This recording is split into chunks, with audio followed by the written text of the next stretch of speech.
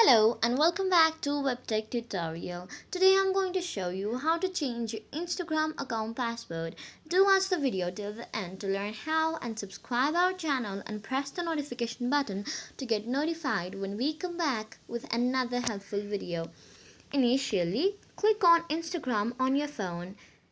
Make sure you are logged in your account. If not, log into your account by entering username and password.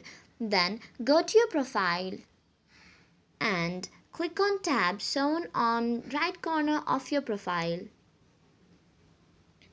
Next, tap on settings, then click on security option and you can see password option over there. Now simply type your current password and you're going to be password.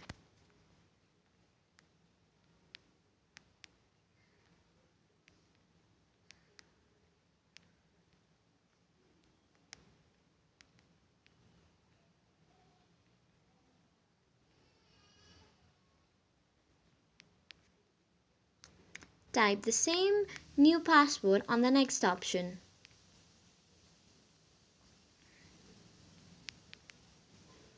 Now click on save.